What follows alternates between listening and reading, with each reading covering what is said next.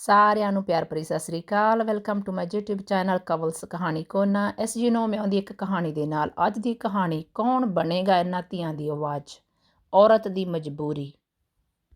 ਕਦੇ ਮੇਰੀ ਜ਼ਿੰਦਗੀ ਜੀ ਕੇ ਵੇਖਿਓ, ਫਿਰ ਪਤਾ ਲੱਗੇਗਾ ਹਰ ਸਾਹ ਕਿੰਨਾ ਔਖਾ ਆਉਂਦਾ ਹੈ। ਇਹ ਸੁਣਦਿਆਂ ਹੀ ਮੈਂ ਸੁੰਨ ਹੋ ਗਈ। ਮੇਰੇ ਗਲੇ ਵਿੱਚੋਂ ਕੋਈ ਆਵਾਜ਼ ਹੀ ਨਹੀਂ ਨਿਕਲੀ। ਮੈਂ ਸਮਝ ਨਹੀਂ ਸਕੀ ਕਿ ਲੋਕ ਕਿਹੜੇ ਪਾਸੇ ਤੁਰ ਪਏ ਹਨ। ਨਿਆਸਰਿਆਂ ਦੇ ਆਸਰੇ, ਨਿਓਟਿਆਂ ਦੀ ਓਟ ਬਣਨ ਦੀ ਥਾਂ ਨਾਬਾਲਗ ਧੀਆਂ ਦੀ ਪੱਤ ਲੁੱਟਣ ਵਾਲੇ ਪਾਸੇ ਕਿਉਂ ਜਾ ਰਹੇ ਹਨ। ਅਜਿਹੀਆਂ ਧੀਆਂ ਦੇ ਢਿੱਡ ਭਰਨ ਵੇਲੇ ਧਾਰਮਿਕ ਸਥਾਨਾਂ ਦੇ ਲੰਗਰ ਘੱਟ ਕਿਉਂ ਜਾਂਦੇ ਹਨ।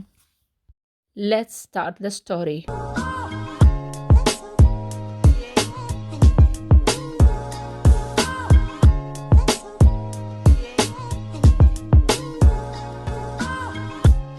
Welcome back.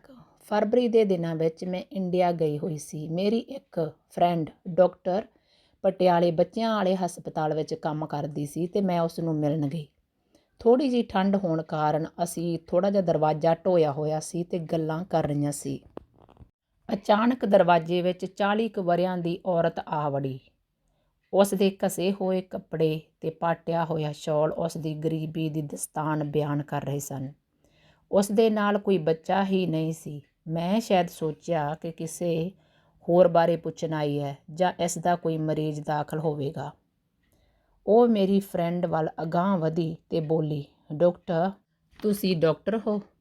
ਉਸਨੇ ਹਾਂ ਵਿੱਚ ਸਿਰ ਹਿਲਾਇਆ ਅਤੇ ਉਹ ਰਤਾ ਤਿੱਖੀ ਆਵਾਜ਼ ਵਿੱਚ ਬੋਲੀ, ਅੱਗੇ ਤੋਂ ਕੁੜੀਆਂ ਨਾ ਮਾਰੋ ਦਾ ਹੋਕਾ ਦੇਣਾ ਬੰਦ ਕਰ ਦਿਓ।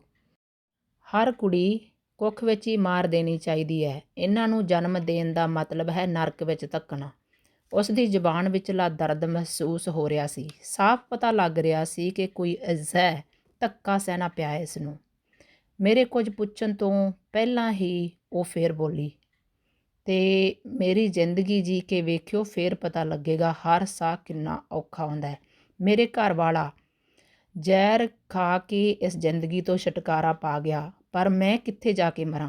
ਕਰਜ਼ਾ ਤਾਂ ਉੱਥੇ ਦਾ ਉੱਥੇ ਹੀ ਹੈ। ਨਾ ਸਰਕਾਰ ਨੇ ਬਾਤ ਪੁੱਛੀ, ਨਾ ਕਿਸੇ ਹੋਰ ਨੇ। ਇਹ ਦੁਨੀਆ ਤਾਂ ਨਖਸਮੀ ਨਿਰੀ ਜਿਸਮਾਂ ਦੀ ਭੁੱਖੀ ਹੈ। ਮੈਂ ਉਸ ਨੂੰ ਵਿੱਚੋਂ ਟੋਕੇ ਰਤਾ ਸਾਹ ਲੈਣ ਨੂੰ ਕਿਹਾ ਅਤੇ ਉਸ ਨੂੰ ਸਟੂਲ ਉੱਤੇ ਬੈਠਣ ਲਈ ਕਿਹਾ। ਫਿਰ ਉਸ ਨੂੰ ਪੁੱਛਿਆ ਕਿ ਆਖਰ ਗੱਲ ਕੀ ਹੈ, ਉਹ ਕਿਉਂ ਇੰਨੀ ਦੁਖੀ ਹੈ। ਉਸ ਨੇ ਦੱਸਿਆ ਕਿ ਉਸ ਦਾ ਕਿਸਾਨ ਪਤੀ ਕਰਜ਼ੇ ਤੋਂ ਦੁਖੀ ਹੋ ਕੇ ਜ਼ਹਿਰ ਪੀ ਕੇ ਮਰ ਗਿਆ, ਪਰ ਉਸ ਨੂੰ ਅਤੇ ਉਸ ਦੀ 12 ਵਰ੍ਹਿਆਂ ਦੀ ਧੀ ਨੂੰ ਇੱਥੇ ਰੋਜ਼-ਰੋਜ਼ ਮਰਨ ਲਈ ਛੱਡ ਗਿਆ ਹੈ। ਮੇਰੇ ਰਤਕ ਤਸੱਲੀ ਦੇਣ 'ਤੇ ਉਹ ਫਿੱਸ ਪਈ ਅਤੇ ਹੰਝੂਆਂ ਭਰਿਆ ਹੌਂਕਾ ਭਰ ਕੇ ਕਹਿਣ ਲੱਗੀ, ਸਾਡਾ ਕਰਜ਼ਾ ਉੱਥੇ ਹੀ ਖੜ੍ਹਾ ਹੈ, ਘਰ-ਬਾਰ ਗਿਰਵੀ ਹੈ, ਜ਼ਮੀਨ ਵਿਕ ਗਈ ਹੈ, ਸਾਹੂਕਾਰ ਹਲਕੇ ਕੁੱਤੇ ਵਾਂਗ ਮੇਰੇ ਮਗਰ ਪਿਆ ਹੈ, ਕੋਈ ਬਾਂਹ ਨਹੀਂ ਫੜਦਾ। ਗਰੀਬ ਦੀ ਔਰਤ ਤਾਂ ਰੂੜੀ ਬਣ ਜਾਂਦੀ ਹੈ, ਜਿਹਦਾ ਦਿਲ ਕਰਦਾ ਥੁੱਕ ਕੇ ਤੁਰ ਜਾਂਦਾ ਹੈ। ਮੇਰੀ ਕੋਈ ਨੌਕਰੀ ਤਾਂ ਲੱਗੀ ਨਹੀਂ ਕਿ ਬੰਨਿਆ ਪੈਸਾ ਆਵੇ। ਰੋਟੀ ਕਿਵੇਂ ਖਾਵਾਂ? 4 ਮਹੀਨਿਆਂ ਤੋਂ ਰੋਜ਼ ਸ਼ਾਹੂਕਾਰ ਮੇਰੇ ਨਾਲ ਰਾਤ ਨੂੰ ਖੇ ਖਾਂਦਾ ਹੈ। ਉਸੇ ਕਰਕੇ ਹੁਣ ਤਾਈਂ ਇੱਕ ਵੇਲੇ ਦੀ ਰੋਟੀ ਸਾਡੇ ਅੱਗੇ ਸੁੱਟ ਜਾਂਦਾ ਰਿਹਾ। ਭੁੱਖੇ ਢਿੱਡ ਨੂੰ ਕਿਵੇਂ ਨਪੀੜ ਕੇ ਦਿਨ ਲੰਘਦੇ ਹੈ, ਇਹ ਤਾਂ ਉਹੀ ਜਾਣਦਾ ਜਿਸ ਦੇ ਸਿਰ ਉੱਤੇ ਇਹ ਆਫ਼ਤ ਆਈ ਹੋਈ ਹੋਵੇ। ਮੈਂ ਸਮਝ ਗਈ ਸੀ ਕਿ ਅੱਤ ਦੀ ਗਰੀਬੀ ਇਸ ਔਰਤ ਨੂੰ ਮੇਰੇ ਕੋਲ ਖਿੱਚ ਲਿਆਈ ਹੈ। ਮੈਂ ਮਦਦ ਕਰਨ ਲਈ ਪਰਸ ਵੱਲ ਹੱਥ ਵਧਾਇਆ ਅਤੇ ਫਿਰ ਇੱਕ ਲੰਮਾ ਹੌਂਕਾ ਲਿਆ ਅਤੇ ਉਹ ਬੋਲ ਪਈ, ਜਿਹੜੀਆਂ ਕਹਾਣੀਆਂ ਸੁਣਾਉਂਦੇ ਨੇ ਕਿ ਪੰਜਾਬੀਆਂ ਬਾਰੇ ਸਭ ਫਜ਼ੂਲ ਨੇ, ਉਹਨਾਂ 'ਚੋਂ ਕੋਈ ਸੱਚਾਈ ਨਹੀਂ। ਅੰਦਰੋਂ ਸਭ ਇੱਕੋ ਜਿਹੇ ਨੇ। ਬਾਹਰੀ ਲਿਬਾਸ ਵੇਖ ਕੇ ਅੰਦਰੋਂ ਤਾਂ ਇਹ ਸਿਰਫ ਇੱਕੋ ਕਿਸਮ ਦੀ ਭੁੱਖ ਭਾਲਦੇ ਨੇ। ਰਾਤ ਹੋਈ ਨਹੀਂ ਕਿ ਜਿਸਮਾਂ ਦੀ ਭਾਲ ਨੂੰ ਨਿਕਲ ਪੈਂਦੇ ਨੇ। ਉਦੋਂ ਇਹਨਾਂ ਨੂੰ ਗੰਦਗੀ, ਗਰੀਬੀ, ਬਦਬੂ ਕੁਝ ਨਹੀਂ ਦਿਸਦਾ। ਸਵੇਰ ਵੇਲੇ ਸਾਡੇ ਕੋਲੋਂ ਨੱਕ ਮੂੰਹ ਲਪੇਟ ਕੇ ਲੰਘ ਜਾਂਦੇ ਨੇ। ਉਹ ਇੰਨੀ ਭਰੀ ਪੀਤੀ ਬੈਠੀ ਸੀ ਕਿ ਮੈਨੂੰ ਚੁੱਪ ਕਰਾਉਣੀ ਔਖੀ ਹੋਈ ਪਈ ਸੀ। ਮੈਂ ਉਸ ਨੂੰ ਚਾਹ ਬਾਰੇ ਪੁੱਛਿਆ ਅਤੇ ਉਹ ਫੇਰ ਰੋਣ ਲੱਗ ਪਈ। ਉੱਠ ਕੇ ਮੈਂ ਉਸ ਨੂੰ ਰਤਾ ਮੋਢੇ ਉੱਤੇ ਹੱਥ ਰੱਖ ਕੇ ਚੁੱਪ ਕਰਾਉਣ ਦੀ ਕੋਸ਼ਿਸ਼ ਕੀਤੀ ਅਤੇ ਪੁੱਛਿਆ, ਦੱਸੋ ਮੈਂ ਤੁਹਾਡੀ ਮਦਦ ਕੀ ਕਰ ਸਕਦੀ ਹਾਂ? ਤੁਸੀਂ ਚਾਹੋ ਤਾਂ ਮੈਂ ਤੁਹਾਡੀ ਬੱਚੀ ਦੀ ਸਕੂਲ ਦੀ ਫੀਸ ਭਰਵਾ ਸਕਦੀ ਹਾਂ। ਬੱਚੀ ਦੀ ਪੂਰੀ ਜ਼ਿੰਮੇਵਾਰੀ ਮੈਂ ਚੱਕ ਲਵਾਂਗੀ। ਉਹ ਉੱਚੀ ਉੱਚੀ ਹੌਂਕੇ ਲੈਂਦੀ ਬੋਲਣ ਲੱਗੀ, ਤੁਹਾਨੂੰ ਪਤਾ ਹੈ ਕਿ ਮੈਂ ਅੱਜ ਤੁਹਾਡੇ ਕੋਲੇ ਕਿਉਂ ਆਈ ਹਾਂ। ਮੈਂ ਸਿਰ ਹਿਲਾ ਕੇ ਪੁੱਛਿਆ, ਕਿਉਂ? ਉਸ ਨੇ ਕਿਹਾ, ਕੱਲ੍ਹ ਸ਼ਾਹੂਕਾਰ ਫੇਰ ਆਇਆ ਸੀ। ਹੁਣ ਉਸ ਦਾ ਦਿਲ ਮੈਥੋਂ ਭਰ ਗਿਆ ਹੈ। ਉਸ ਦੀ ਅੱਖ ਹੁਣ ਮੇਰੀ 12 ਸਾਲਾਂ ਦੀ ਧੀ ਦੇ ਉੱਤੇ ਹੈ। ਕਹਿੰਦਾ 50 ਰੁਪਏ ਦੇਵਾਂਗਾ, ਅੱਜ ਰਾਤ ਨੂੰ ਉਸ ਨੂੰ ਮੇਰੇ ਕੋਲੇ ਭੇਜ ਦੇਂ। ਇਹ ਸੁਣਦਿਆਂ ਹੀ ਮੈਂ ਸੁੰਨ ਹੋ ਗਈ। ਮੇਰੇ ਗਲੇ ਵਿੱਚ ਕੋਈ ਆਵਾਜ਼ ਹੀ ਨਹੀਂ ਨਿਕਲੀ। ਮੈਂ ਸਮਝ ਨਹੀਂ ਸਕੀ ਕਿ ਲੋਕ ਕਿਹੜੇ ਪਾਸੇ ਤੁਰ ਪਏ ਹਨ। ਨਿਆਸਰਿਆਂ ਦੇ ਆਸਰੇ ਨਿਓਟਿਆਂ ਦੀ ਓਟ ਬਣਨ ਦੀ ਥਾਂ ਨਾਬਾਲਗ ਧੀਆਂ ਦੀ ਪੱਤ ਲੁੱਟਣ ਵਾਲੇ ਪਾਸੇ ਕਿਉਂ ਤੁਰ ਰਹੇ ਹਨ।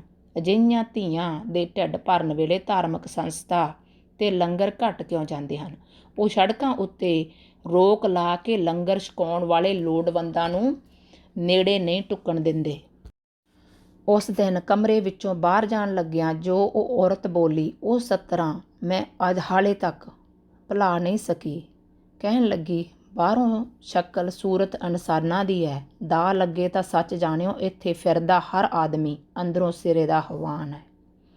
ਇਹਨਾਂ ਗਿਰਜਾਂ ਦਾ ਵਸ ਚੱਲੇ ਤਾਂ ਮਜਬੂਰ ਔਰਤ ਦੀ ਚਮੜੀ ਵੀ ਨਾ ਛੱਡਣ। ਮੈਂ ਆਪ ਸਭ ਕੁਝ ਪਿੰਡੇ 'ਤੇ ਹੰਢਾਇਆ ਹੈ। ਸਾਡਾ ਘਰ ਤਾਂ ਖੁੱਲ੍ਹੀ ਰਾਹਦਾਰੀ ਬਣਿਆ ਪਿਆ ਹੈ। ਉਸ ਦੀ ਪੀੜ ਨੂੰ ਮੈਂ ਔਰਤ ਹੁੰਦਿਆਂ ਸਮਝ ਸਕੀ ਸੀ। ਕੀ ਸਮਾਜ ਇਸ ਪਾਸੇ ਧਿਆਨ ਨਹੀਂ ਦੇਵੇਗਾ ਕਿ ਕਰਜ਼ੇ ਤੋਂ ਨਿਜਾਤ ਪਾਉਣ ਲਈ ਜਦੋਂ ਕੋਈ ਕਿਸਾਨ ਫਾਹਾ ਲੈ ਲੈਂਦਾ ਹੈ ਤੇ ਉਸ ਦੇ ਘਰ ਵਿਚਲੀਆਂ ਔਰਤਾਂ ਨਾਲ ਕੀ ਬੀਤਦੀ ਹੈ। ਕੋਈ ਸੰਸਥਾ ਇਹਨਾਂ ਦੀ ਬਾਂਹ ਫੜਨ ਲਈ ਅਗਾਂਹ ਆਏਗੀ। ਹਰ ਰੋਜ਼ ਦੇ ਔਸਤਨ 3 ਕਿਸਾਨਾਂ ਨੂੰ ਕਰਜ਼ਾ ਨਿਗਲ ਰਿਹਾ ਹੈ। ਰਤਾ ਅੰਦਾਜ਼ਾ ਲਾਓ ਕਿੰਨੀਆਂ ਮਜਬੂਰ ਔਰਤਾਂ ਤੇ ਧੀਆਂ ਅਜਿਹੀਆਂ ਗਿਰਜਾਂ ਦਾ ਤਸਹਿਦ ਬਣ ਰਹੀਆਂ ਹੋਣਗੀਆਂ, ਜਿਨ੍ਹਾਂ ਦੀ ਹਾਲੇ ਤੱਕ ਕੋਈ ਆਵਾਜ਼ ਹੀ ਨਹੀਂ ਬਣਿਆ ਤੇ ਨਾ ਹੀ ਕੋਈ ਬਾਂਹ ਫੜਨ ਨੂੰ ਅਗਾਂਹ ਵਧਿਆ ਹੈ। ਐਸੀ ਅੱਜ ਦੀ ਨਿੱਕੀ ਜਿਹੀ ਕਹਾਣੀ। ਹੋਪ ਤੁਸੀਂ ਲਾਈਕ ਕੀਤੀ ਹੋਗੀ। ਪਲੀਜ਼ ਜੇ ਤੁਸੀਂ ਲਾਈਕ ਕੀਤੀ ਤਾਂ ਇੱਕ ਲਾਈਕ ਕਰ ਦੇਣਾ, ਤੇ ਨਾਲੇ ਜੇ ਤੁਸੀਂ ਨਵੇਂ ਹੋ ਮੇਰੇ ਚੈਨਲ ਤੇ ਮੇਰੇ ਚੈਨਲ ਨੂੰ ਸਬਸਕ੍ਰਾਈਬ ਕਰ ਦੇਣਾ, ਤੇ ਨਾਲੇ ਬੈਲ ਦਾ ਬਟਨ ਪ੍ਰੈਸ ਕਰ ਦਿਓ so you don't miss any of my videos. I will see you next Sunday, ਆਉਂਦੇ ਐਤਵਾਰ ਨੂੰ। ਤਬ ਤੱਕ ਰੱਬ ਰੱਖਾ।